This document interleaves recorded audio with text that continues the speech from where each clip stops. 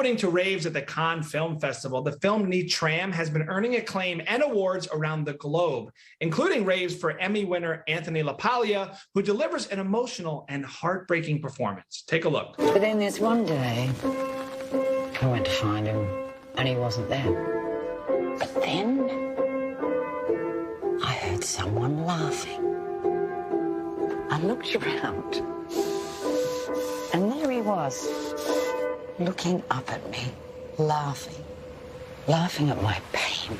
And Anthony joins me now. Hey, Anthony. Hey, how are you? It's great to meet you. Now, what a film. This explores the events leading up to a real-life national tragedy in Australia in the 1990s. What was it like going back to that time for you? At that time, in particular in the 90s, I think it stunned the country to such a large degree that they introduced, the government immediately introduced a national buyback program quite successfully. There hasn't been anything like that happen in Australia since. Is there any hesitation as an actor or, taking on such a subject? What ultimately pulled you in? The thing that always pulls me into to movies like this, because I always kind of categorize my movies into, I need to make money, and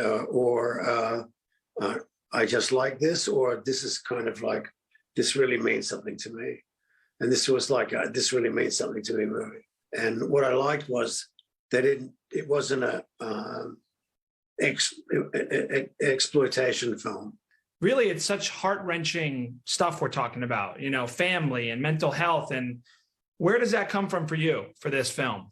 In one form or another, in different situations. I've been around people and families that have similar situations and witnessed some of it firsthand. Maybe friends who have children who are autistic, but it's not the same. But the challenges of bringing up an autistic child, there's a certain challenge, and there's also a certain heartbreak that goes with knowing all the challenges that, from a baby to a young child to a young adult, all the different challenges that your child is going to have to go through. It's just part of your job as an actor. Yeah. So what's this like been the response? Clearly it's resonating. Well, it's interesting because the initial response was there was a lot of opposition. But once the movie came out and people went to see the film and they could see that what we were dealing with is not the shooting. What we're dealing with is what leads someone to that point. What are the circumstances? What are the familial circumstances? What are the psychological circumstances? What's the society that you live in that creates the perfect storm? I do want to look ahead for 1 second. You're also going to be a part of the Netflix series Florida Man.